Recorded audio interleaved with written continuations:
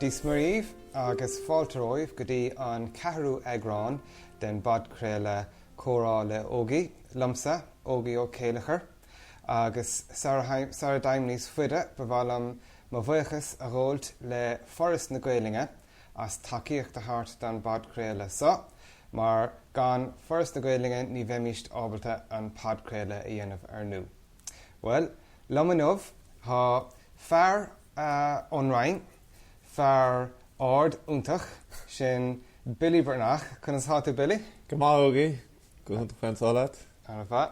Agus is as an rain da Billy ach hatúir léonnta sira an sa fé láthair Billy, na fan? Yeah, tá man sá ar feig, well, cúpla mí, go dtí deirmí lúnasa. Agus hatú lonathe I Madrid na Spáinne, yna? Sin ceart, yeah. Agus múntóireacht meánscoile, nacha? Yeah, múntóir meánscoile, múnam physics agus mata. Anna chlichte so. Yeah, mar gcónaí. Ach, ní raibh tú I múna I Madrid a gcónaí, raibh? No, níor mar an múna denta gom ribdal di Madrid. Bhí haimple blian amháin denta gom. Bhí mar múna I Gaelscoil Caildara I nás, as bhí blian amháin denta gom an son. Ok, agus a múna physics agus... Physics agus mata ríis sa scoil son. Okay. Sort dahrig mé má tro I ma fehedi. Bhí ma treinálta mar ingeltóir ach... Ok. Cén sais Ganón clown cléig sé arm chun dul arás múna. Cén sais ingeltóireacht a bhí ar siúla? Ingeltóireacht sé bhéalta. Ok. Yeah. Agus dus na dtíine beidir a chrosin ingeltóireacht sí bhéalta beidir mar de sé spéirle in layman's terms don gná duine agus ú lamsa cad a bheith a gceist le ingeltóireacht sí bhéalta. Well, ein rud le struchtúr, so ferganibh mór, ein rud le struchtúr mór nú na bóthra agus drithid really mar sin. Ok. Sais design agus crothú bheith a gceist. Ok, so bheith stocha líthach sé sin isteach go nádúrtha le mata agus physics Yeah, agus yeah. gachard mar sin. Yeah, sin é go dtíireach ach níor obair me riamh mar ingeltóir, bhín studéir denta gom, bhín céim denta gom ach dahrig me beadmach láthroch in íag chun me máisteach in finance in íag, so bhí má gobar le hedge fund ar feig gá bhliain. Okay. An son dahrig me ríist. Agus raibh tú gobar Somália an sáilis an hedge fund? I Balach Lia. Ó Balach Lia. Gá bhliain, Balach Lia. Agus ar hahan Balach Lia leat? Yeah. Hain si go mórlam, cahar das, cahar gnóthach, ach sales sosiálta go hunta an Balach Lia. Ha. Go dtíireach. Gahar hanú na hána cluichí ar siúla bhaca. Yeah, na léanta son agus léanta eile. Anchud léanta in Harcourt Street as náit na son. Ní leróí níos fuidir na sin. Yeah, sin go leor is son. Agus chunas gur hála sé gur bhog tú go Madrid? Well, nor bhí me a múna Gaelscoil Caildara bhí me chónaí an Cail Cuinnig agus bhúil me le Chalín an Spáin agus bhí mar dul amach le chéile ar feig blian go le agus heasta go I siúd dul bhála agus lean mé ach ní raibh sé, well, chun níor na rá bhí fán taistil arm héin mar dúirt me hena bhí céim denta gom, bhí máisteach denta gom, bhí cúpla blian obair denta gom, as níor bhéon sosta gom in áiríire. Bhí fán taistil arm óna dag mé an ollscoil ach níor sé riamh denta gom, so nuair tháinig an deis dul go dtí an Spáin, bhí ómé ina fí agus just hála sé gur bhúil me le Chalín ag an am céine. So slán gurb me chun dála taistil ar éanos, just hála an gárad ag an am céine. Yeah, go maith. Agus cad éon chiaad a bhfuil tú nuair chuig tú dín? A raibh post soccer te go Sara chuig tú dín Spáin? Yeah, bhí post soccer gom, chuim ar an Idirlín agus, nuair bhí má agna denta gom, chuim ar an Idirlín agus chuim a lorug post a múna. Níor vis gom chunas a dobric sé hálan son, raibh post nán just isteach an Google post na Madrid agus bhí an chuid ann na bhí sé dénach go leor nuair bhí magna denta sósa gom bhí sé dhearingar sé benach mí lúnasa so nuair mar an am gom so bhí an á orm post aáil stongur grachmach post amháin in physics in Madrid.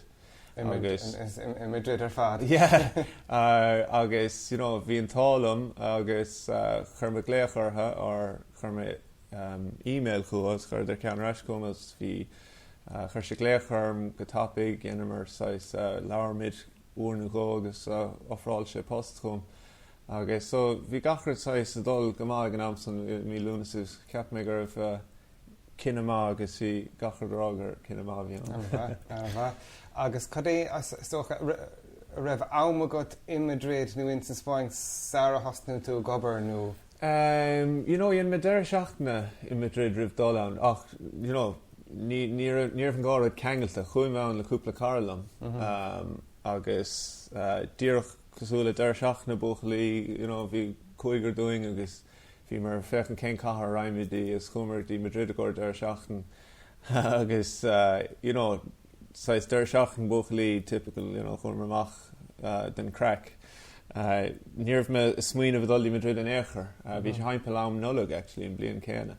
Agus just bhí ámúntaach going agus so bhí 6 aithna gomar Madrid, bhí is gom gur cahar das bhí an. Okay. Agus an raibh cadéon chéadrád a bhfuil tú nuair chuúta dí Madrid? Cadé an raibhéon 6 culture seach núna sem raibhredí bhí 6 mar ggéine leis an mála nó? Yeah, in chéadrád a bhfuil me dul as an Etlán fiú, agus bhí sé seimpel, like, chumán, nuair chumán bhí sé 10 mílúnasa, dul as an Etlán, as bhí seimpel 8 clog san ihe. In tas. Just nuair churma má chos díorchas an Etlán bhreamé an tas agus bhí me smuoineh má sé 8-9 clog san ihe, agus bhí sé fós sa trochadaí ag go 8-9 clog san ihe agus fanan sé mar sin tríd an ihe sa saora. Just catharáling a bhí ann nuair bhí me siúil haimpel na Ferganibh Sean Ferganibh in Stíl na Ferganibh in Madrid. Just gachud ceap mé gur catharáling bhí ann. Na Dína Comhrá. Dína, na Dína cosúil na hairnig in a lán slíte. Bhfuil? Tá siad an caintúil cardach, anfáilteach, is sprála an saoil sosiálta. Sprála dul amach a gur, cúpla bedéal nuair ag mar son. Mar níor bhí Madrid riamh hena is agus in smuoineh ar ghalán agus, well, is tócha in sna hamantar rih COVID in naide agus tócha an mechan saoil na híthe cosúla a saoil na híthe Somála nó an méidís cén sais darcha bhecha có I dro dul amach a ggóil mar hampla a mech na pobanna mar gine nó an bhfuil sais café culture an nó. Yeah, níl na pobanna mar gine an éair. Joforrán níl pubs ann an éair. Sais café culture nó, más pub é Jenny should be a comá, so níl sem mar an gine an éair. Níl siomhanna díreach a gur old. Tá siad go léir, tagann siad go léir le bia. Okay. Ach, I déobh ihe amach nuair ag mar sin, a sean de friúil. Joch na Spáinnig, dul a gur dainéir haimpla 10 clog san ihe. San ihe. Is minic ar bhuacáil am ar na board is dúir ling. Alright, ní léonard ann go dtí na héinteag. Héinteag. Riad é saharn, uairnú có dúir ar 1 clog a board a going. Okay, sin go bra. Agus, an de friúil mar son. But joch na Spáinnig sí sios gur dainéir ag an naid is beis fós ann ag a dóiag. Héna clog. Agus an ag mín siad a caint nó an ag mín siad go mín an bías a tacht dí gar níag nó an tapas a gist, Yeah, has well breathan sé, bíonn siad annar feag tamil fada mar, a lán caint, an a bhail canithe. Big plot a bia cá stolm sin rud difriocht mór éhan na hairnig an a bhar. Má ha plot a bia ann ha mid chuna ihe gan dénúmas. Na Spáinnig be siad pí a beag is sogann se tamil dómh ihe mar bíonn siad a caint a ggóil fian agus an a bhil ní léon dehannas ar na Dína gobar sa bíalan nach chuirt ní chuann siad brúirt ní thóg siad plát amach go dtí bhíonn plát a críochna gachtainna agus agus I déobh cénsáis bia bhfuil is scárad de friúilhan jo fa dul gur tapas nó jo fa dul gur trí flátain ar le mar son mar bheith going so. Brand se cada gona tapas sin beidir rihan lei da mech rodégan da mech rodégan luat chun ledadoch da mech ó gordú glynne bjorn ar dégant tar si tapadot chun bína gcónaí bheith leis an meor leis an meor so da mech dal amach sin difriocht mór má ha grúpa lads dal amach chun gur cúpla doch is an éire stoch cúpla doch sin é cúpla doch eile cúpla seat cúpla seat is na éigerbam ach in sa Spáin má ordínta cúpla doch tagan na tapas amach as in annach chud siomh bíonn siad séir neisce. So bhfuil sé stig leis an brais den payroll as a kind faoin price an séir comá ní cultúr mór actually nach idir an doch an éing an bhir ag an brád le átainna cosú leis an Spáin. Fiúán Madrid mar is príomh chathair Madrid agus déirthing meach sé cartará Madrid go bhfuil na price na níos díre an chud eile den tír. I lár Madrid fiúan hanna price na níos dír ná páirtna eile de Madrid ach Madrid má haintú taobh Madrid ha gachart bhd níos díre ach sa túisgur beáin níos díre ach ha Madrid is cahar séire ha costas an tail bhd níos ísisiil ach kaint faoi a gordú piontan ar dégin is kind an ballach lia má hat an Temple Barn ar dégin €7 gur pionta well an céadrod an ha sé níos dachar pionta áil sa Spáin ní ainte pionta sais glynne beor ach fefa kaint ar €5 €2 €5 gur pionta gléin siad ha glynne beor gléin siad canja bíon a gordú canyas as dar siad bhfuil dul gur cúpla canja nach cai gur cuairt nuair dégan sin é ru mar son agus chola mé nó gar mé marheallar na gluine an chúis ná bhfuil gúil sé dachar peantaí beoracha ála ná an tas mar má tú ggóil beorach taobh má bheith leislí sios agus bheith an peanta bheith sé te. Sin é, ha sé dachar éich mar fuór agus nóir hána mar reis go dtí éar a gach saoras ru dtí mar son bearlam an glynne mar glynne beor in anna an peanta mar bíonn sin níos úr níos fuór bíonn sin fiú ach nó céan leis an tapa thosaigh an tapa amach mar písa arán díreach chun a chur ar bord de glynne son na cológa chamad amachas so sin cór tháinig an cultúr tapa an focail tapa tagann seo an bríomhar tapár chun clúdach agus caigur thosteach mar pí arán agus tréith tamil thostar chur d éag leis an arán ar dathraigh an bí sin anna haimú san scoilin bhfuil tú an san Billy cén sa scoile í an gnáthscoil Spáinnach inú? No, is scoil idirnáisiúnta príomhádach é agus leanann siad an chóras Breathach. Okay, right. Na scoilin a háin chuid scoilin na Breathach i Madrid ach sa Spáin chomá. Díaltar go húntaach an chóras Breathach i dachas Breathach. In sa Spáin? In sa Spáin, haimpel gáchiad a chuige scoil Breathach in sa Spáin. Sa Spáin hen. Gáchiad a chuige an meas ortha ar an chóras a dachas na Breathach. Okay. Agus an trí bhéirle há tú múna? Tá múna trí bhéirle, sa scoil seo. Thama treis ahrú scoil ó hin. Ó bhfuil? Okay. Seo má tríú scoil. Agus sa scoil seo, gachar trí bhéirle déanann daltaí chóras a dachas na Breathach sa meán scoil be siad atógant an sais junior cert GCSE agus na A-levels. Tá an measachá ar an chóras a dachas na Breathach agus níomháin tuis go bhfálamóid siad béirle níos fearr. Well, be béirle líofa chuig an dura, béirle nádúrtha. Agus an iad Spáinnig hainál nó meascán de? Tá si go léir Spáinnig iad go léir. Agus, scoil príomhádach é, so, hat tú caint faoi clown sever iad go léir. Níl na scoilena go háir in Madrid, agus níl na costaí a bant leis na scoilena a tú caint faoi gur daltas bhí an scoil a tú caint faoi costaí idir 50 agus 50 míle. Naig na bliana, agus na san maitha beidir tráthacha agus fuaircha costa scoil chumá sin. Sin agus más mínítar na scoilna prívádacha agus sa córas a dachas na Breathach tá sin siad an scoil, ten siad teach sa scoil sa i gábhíon díos is críochnaíonn siad ag ochteach, so siad a gcéich ar feadh séideag blian. Ní bheith mís nábaldre mar sin na chorga daon scoil. Beidir 7 amháin sa scoil. Agus chun sa háin lá scoileann san bhfuil sé cin tam bhfuil an dosníonn sé níos luúthe ar maidin nó... No, gná tá siimiid ag gná ruchamid dí négadí na héin bíon lónacha agus óna dógadí na le thuirte se cethir. So begáí níos fuide ach na tiismóirí bíonn siad le agus san mar ancuid do a gobar, so bearló go bhéidir ar scoil níos déanaí.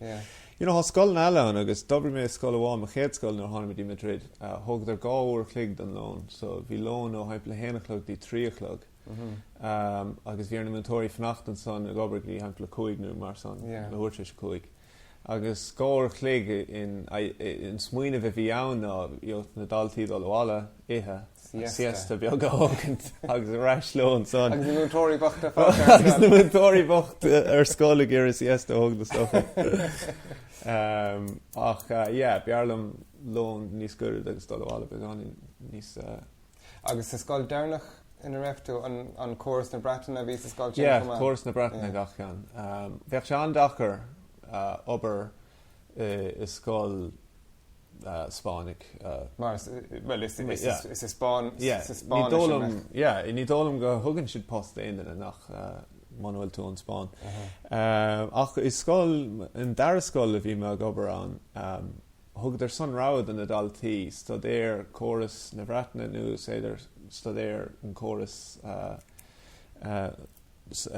Spáinne agus bhí mis múna physics ar an gá córas, so bhí sé 6 bhíidir an an physics a hÓgie 3 bhéirla ach an scrúdú is Spáinne. So bhí sé dachar domsta an scrúdú a chleachta lo.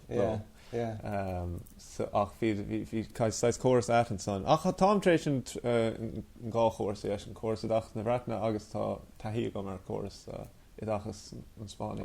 Agus bhfuil difríocht mhór atartha nó? An cúisgúil an méid meas ar córas na Breathach sa Spáin mar níl a gcóras féin róúntaach. Go háirithe i gcósaí ólíocht. Ní bhíonn éonáis... Ní bhíonn siad a gobar sa séirlinn in éair. Is go léir sa seo mar rangna. So fálam de glan bheabhar haige.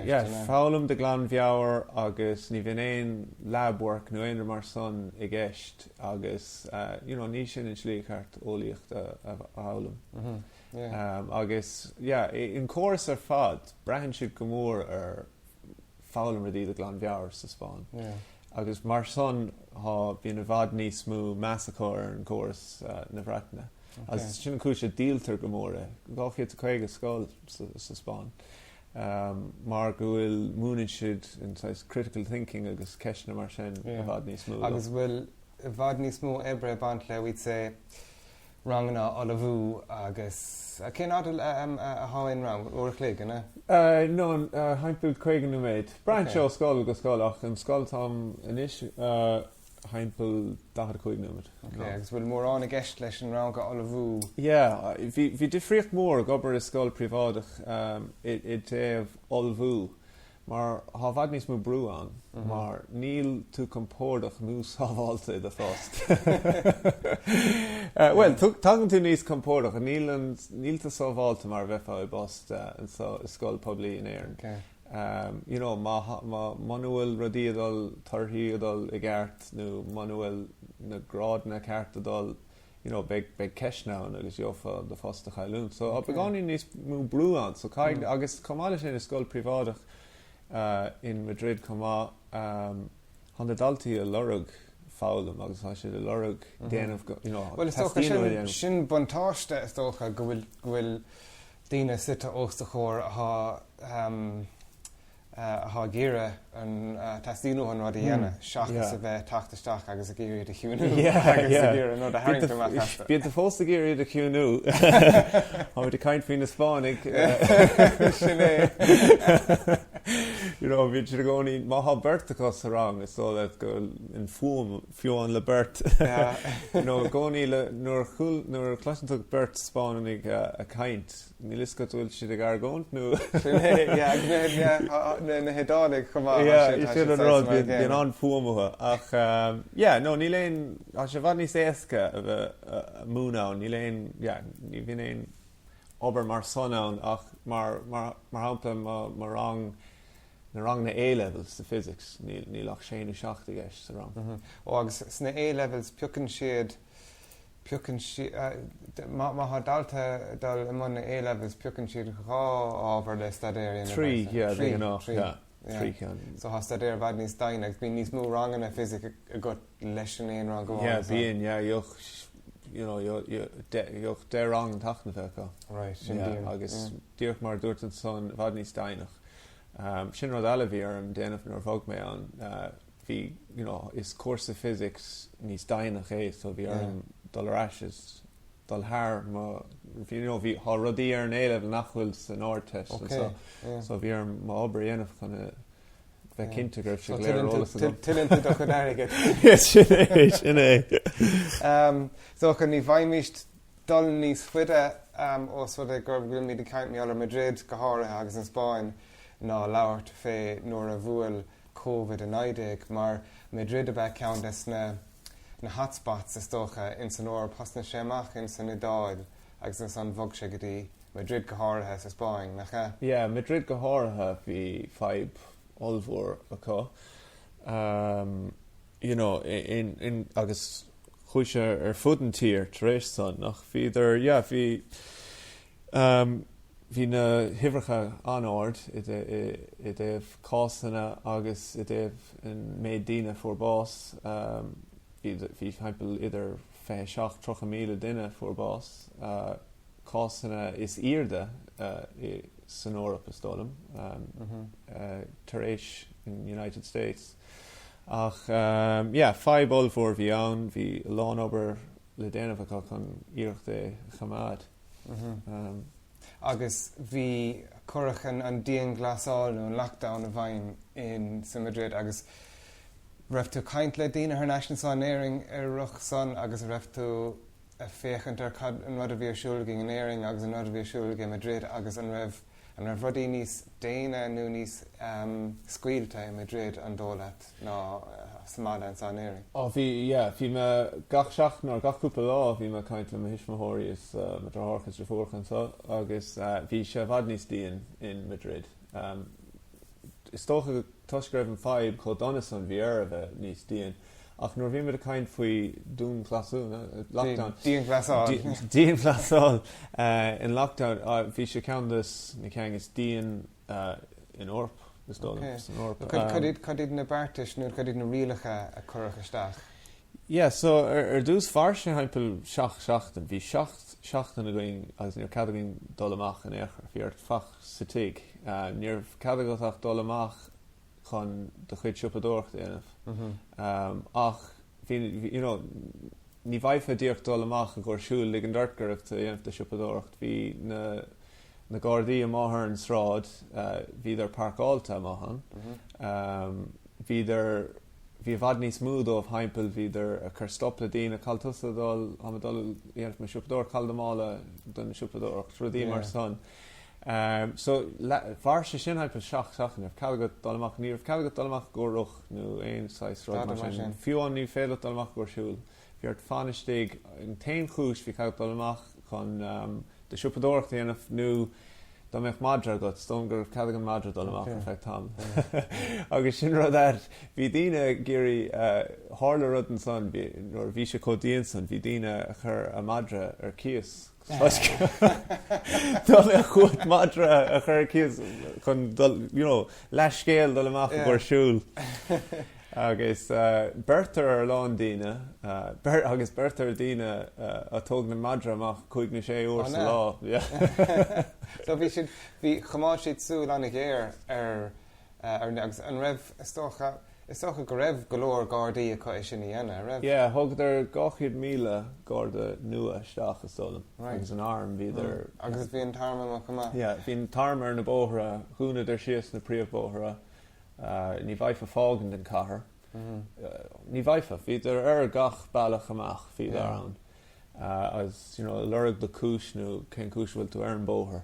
So, lockdown in áíire bhí an, ceann díon agus bhí sé cruaig chun an íarna rá. Yeah. Bhí sé cruaig ar 19 derring, right? Yeah, cruaig ar 19, bhí tá lom is slite mar há Gardaín beag agam, bhí man an dul amach pís all an son, bhí hama chónaí le machalín, so bhí cóúdar agam. Ach a dína chónaí le lár an cathrach agus in áir san beag chomór le seomra site. Níl tú gobar lár, níl tú de chónaí lár na cathrach, a tú taobh mód an gcathair, bhain? Yeah, hama taobh mód an gcathair hampel 3 kilometer an lár in áit dar bhenim a glad in Aris. Okay. Agus so bhí Gardaín beag agaibh agus bhí svabla agus bhí an aimseir leh chumá. Bhí an aimseir linn chumá. Ach, bhí sean díon bhí cordal am chónaí le héin áir san bag gan cóúdar gan fion, ní bhaidí solamach an éair, so andachar. Agus nuair smíontar na clán bhfuil rah páistí, níor cadgan na páistí dolamach na chuirt. As níor cadgan na páistí dul dín siúpa, mar níor cadgan duine bháin ag náda seach sa siúpa. So ní bhaifad na páistí fion a thugant nó chuitamach an dul siúpa dór. Agus bhar sé sin ar feidh seachtainna sin, bhí sé sin go dtíon aní an dhearthingar ar dhaoine le páistí. Yeah, aníon, tá má gobar le daoine sa páistí a cás dúir gur anchrúigartha. Anchrúigar na páistí, agus anchrúar san mar bhíidir gur obair ag an am céine agus Sinné, yeah. So, bhog gachrad a gubhse ar lína chumátha tócha. Yeah, bhog gachrad. Agus chuníar na rá, dobar seamach go má. Is tócha gur scoil privádachs muid thoríomhre na scoile ag gach dalta a Chromebook acu. So chud a gléirháile leis an Chromebook agus bhí mar beo gach le rang na beo. Rang na beo ar Zoom Zoom, Google Meets agus Zoom, yeah. Mar géan bhí gachrad ar Google ach bhí mar beo mar gná rang bhí man an gachrad a chur mar scáilán an daltaí in an é eiscint.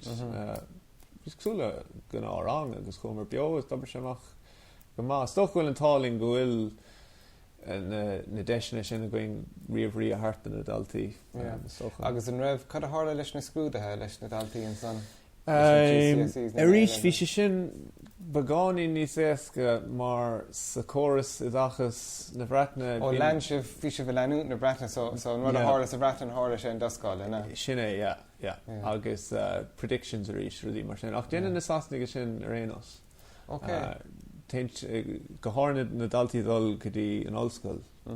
Chur na mútóirí na predictions ar aig go dtí na ollscoil na rih ré as fáin siad an ofráil na ollscoil. Rih déanamh na scrúd ar éanos. Oh, right, okay. Yeah, sin sais difriúil. Difriúil, yeah, has sais difriúil. So, mana ein an dalta na grád na son, cailíonn siad an áit.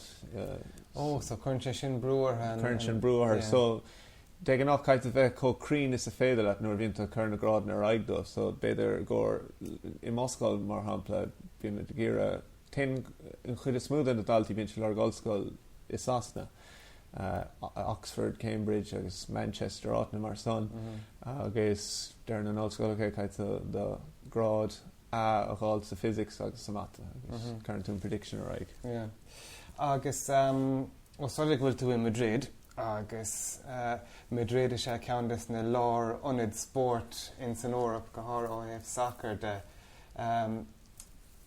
meach sé Real Madrid agus Atletico sin iad an dá club is sin iad, yeah, an dá cheannas mú fearnach eile nach sin gá cheanna sin agus meach sé ceart rá go bhfuil sé sais cosúla Manchester sa tlí in Manchester go dtugan mainte na cathrach takeíocht de Manchester, well, stocha sé difriúil níos so ag bhfuil Manchester City anna hebarach an tlí a bhíoh sé ná háireach thugach mainte na cathrach takeíocht de Manchester City agus gachtainna taobh mód an gcathair takeíocht de Manchester United. Bhfuil sé mar sin le Real agus Atletico. Tá sé an cosúla san. Chris Mood in a dtíine bhúnta ar an stráid ar na bhíon na caintló is Atletico fans i go léir. so na gná dína heimpel an cahar is dom bhfuil an sais takeíoch sin le Atletico.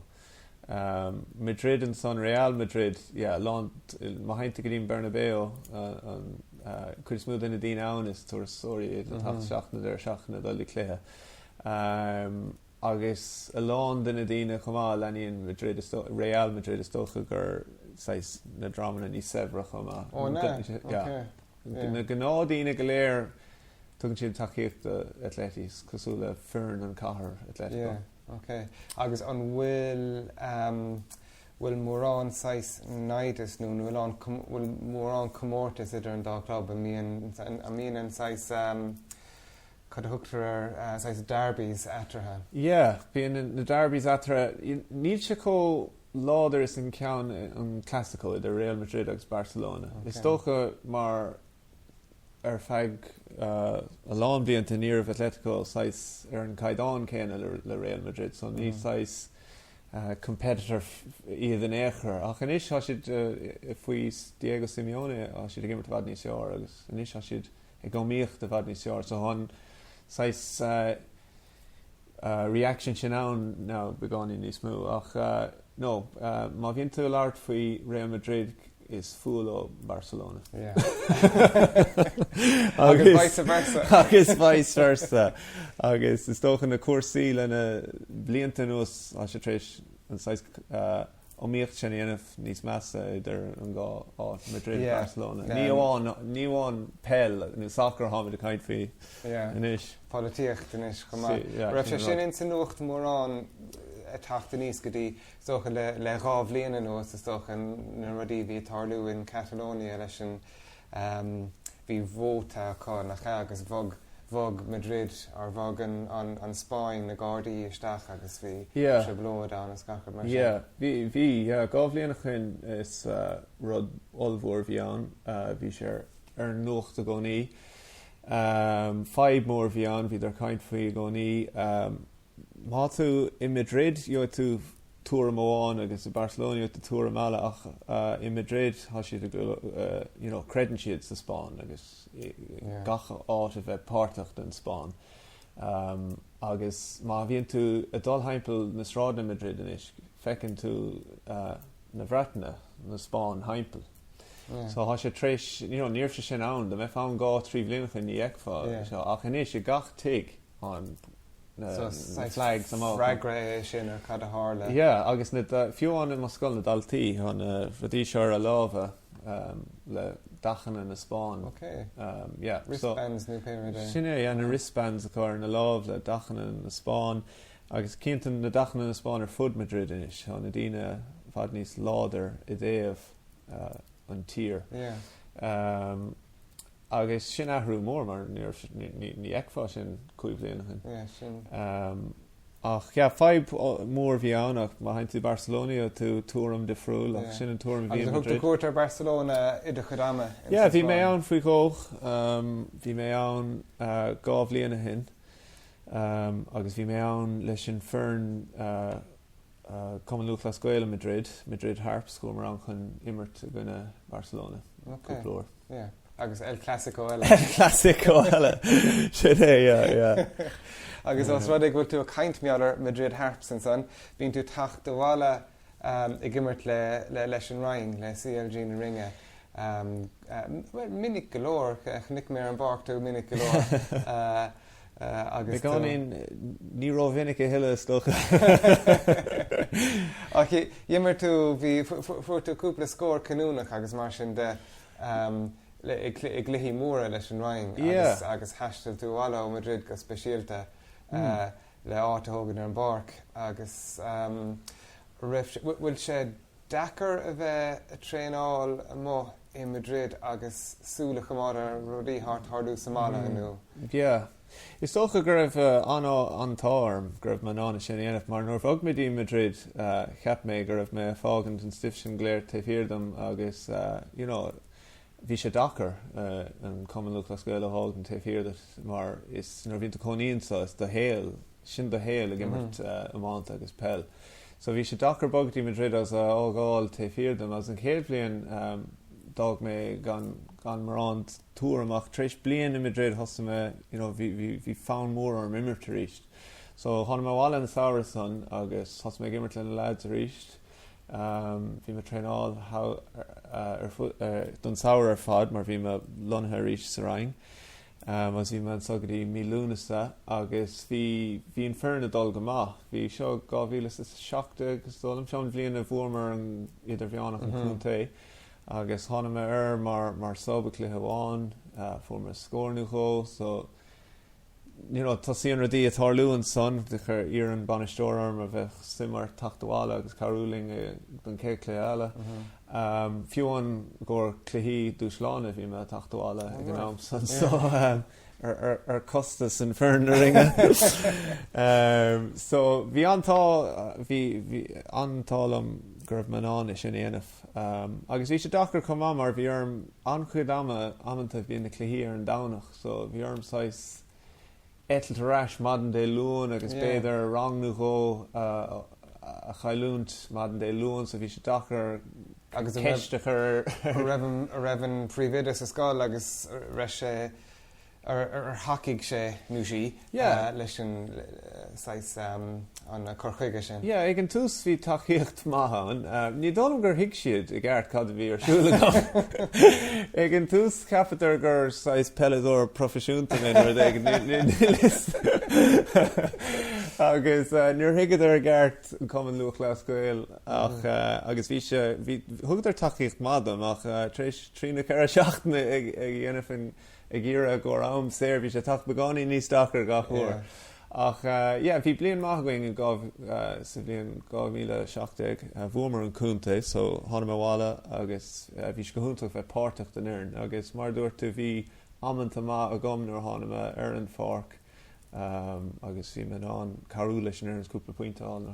So bhí ag mé cluichen go agus marach go raibhtú an ní dócha go múthach an raing an cluiche sin, so bíú go mór an tarigid. Michael O'Leary tú háirtú sin gur mágad Michael O'Leary. Agus bíonn tú tréáil san le Madrid Harps in Madrid agus an dógan tú an dógan tú an bus nó an train nó bhfuil ceargat nó socha sin cheistá mé gur rá má hatú ar an tram nó Péir de Madrid agus má mála agus cumán agat. A míon an seaan tú amach agus míon dína féchan sin nóir bhíon de cumán agat dal hype in Madrid bíon dína féchandart mar gá ceann agat le ding.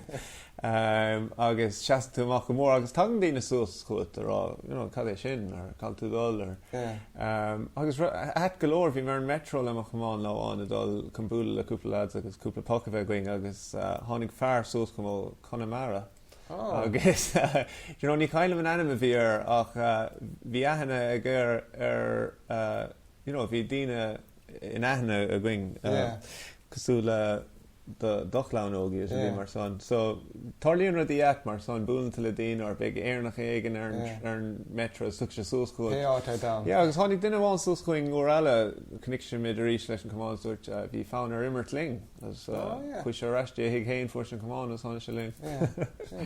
Agus bhfuil mór an gceist an míon an tros fada é dul go dtí an fárc tréála thugah. Is í níl park tréál faoi le going bogan míad haimpel an chuid bíon airing áta thugan ar cias so orintanta just is cúis bíon ar gléich haimpel agus park áil jennen cúpla duine goings Madrid Harps a jennen sé an chuid obair park áil doing. Ach níl mar an amount town in áíir, níl fearn amount town in áíir, níl ach chuigar na séir féidir amount immert. Is pell go bhíon mid gimmert. Agus socha níl is a going cad a tharlóigh sa todhchaí leis an vírus crónach a metábalta taistil bhalan in ábeg ó héamh an spórteach le cúna dé tuigh lais éigeantar tuigh vaccín éigean amach go metábalta tacht na seála agus hasúil gom go gíimiid bhile an satú ríist agus gur míle agat Billy as an cúpla núman sin chahabling agus má bhuíochas leat agus má bhuíochas libse chumá as a bheith gaiistecht agus má bhuíochas le foras na Gaeilge as an takeíocht a thart an badcréile sa mar a ríist mar dermid marach foras na Gaeilge ní bheith an padcréile seo ní bhaimimi an padcréile seo a dhéanamh. So go dtí an chéad eagrán eile a chairde gur míle maithagah agus lán.